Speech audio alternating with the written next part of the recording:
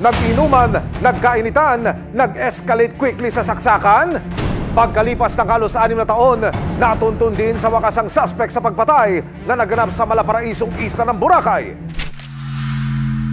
Sa Malaparaisong Isla ng Boracay, naganap ang isang krimen noong May 3, 2017. Ang biktima, kinilalang si Jemar Waquez, 34 years old. Hindi makapaniwala ang amang si Mang Pedring sa sinapit ng anak.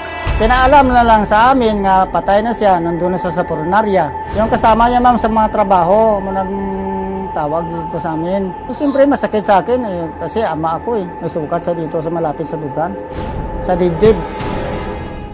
Pangalawa sa 13 magkakapatid si Jemar. Tubong Cagaay sa Roas City sa Capi si Jemar na isang tricycle driver.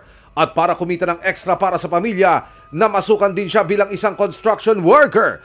Kung minsan, nagtrabaho sa konstruksyon.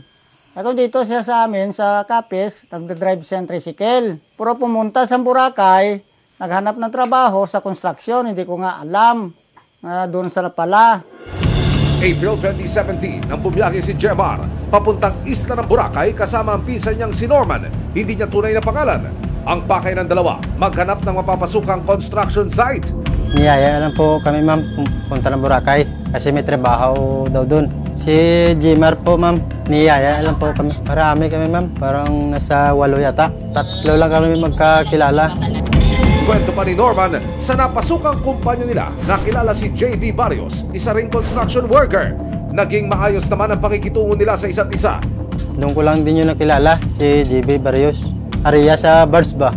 Isang barracks lang po kasi kami ma'am. Tapos magkasama kami sa trabaho.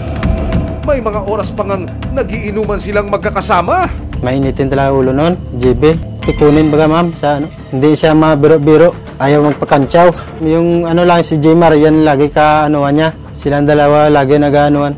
Pagkakantsawan sila. Kasi yung si Jemar, mahilig din yan mag-kantsaw eh. Hanggang noong hapon ng May 3, 2017, habang nagkakasiyahan ng magkakatrabaho, nagkaroon daw na mainit na pagtatalo sina Norman at JV. Nagkasagutan sa inuman ba ma'am? Pagkatapos, nagsuntukan silang dalawa. Pagkatapos ng suntukan, hindi kinaya ni JV si Jemar sa suntukan. Uminto lang silang dalawa. Tapos umuwi si JV ng barracks.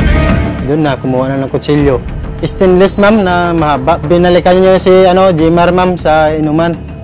Yun, pagbalik doon sa inuman, tinawag niya si Jemar sa kabilang kalsada ma'am.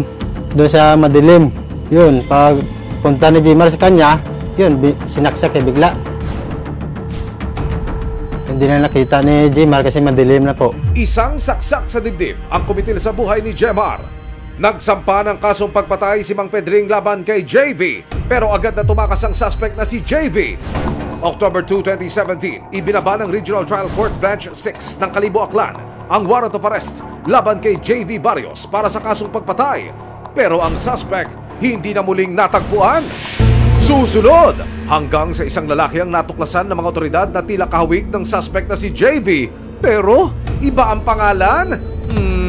Iisang muka, magkaibang katauhan? Sino ka dyan? Identity reveal na!